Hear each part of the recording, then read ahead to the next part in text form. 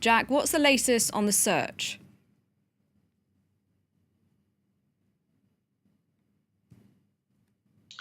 Well, President Joko Widodo arrived to inspect the search and recovery efforts this afternoon. A total of 24 body bags have now been taken to Kramat Jati police station in Jakarta for further identification.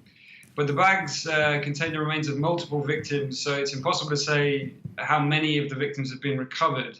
DNA samples have been taken from 151 relatives to help in identifying those remains, so it's an ongoing process.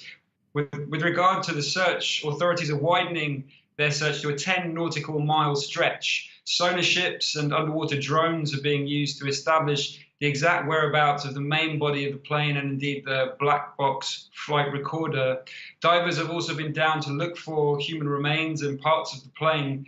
They went to a depth of 35 meters today, but it's the wet season here, so it's been quite overcast, and that's made visibility fairly poor, hampering those efforts. The day is over now, so the divers have gone home, but authorities say the sonar ships and the drones will continue around the clock to close in on the exact location of that all-important black box recorder.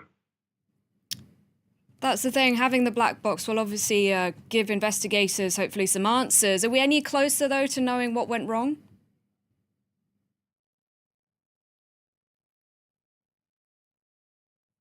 Well, as you mentioned before, there's been some more details of the nature of the plane's previous flight and the fault that was experienced.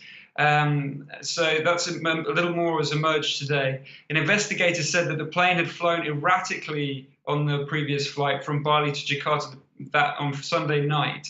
In the flight's logbook, issues were recorded with regard to instruments that measure speed and altitude. And indeed, the plane experienced unusual variations in speed and altitude in the first few minutes of the flight after taking off from Denpasar.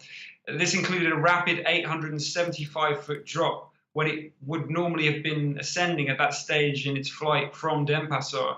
And this is significant because similar issues were witnessed in the plane's movements in its next flight, its final flight, on Monday morning before it crashed. There were radical fluctuations in speed and altitude before it then dropped out of the sky. So this fault may be a significant factor. Fishermen who witnessed the crash from a distance said they saw the plane descending rapidly at a relatively horizontal angle with its nose slightly down before it then hit the water with extreme force, sending up a tall column of smoke. So more details are beginning to emerge, but we're still at the beginning of understanding, getting a full picture of what went wrong. All right, thank you very much for that update, Jack. Jack Hewson in Jakarta for us.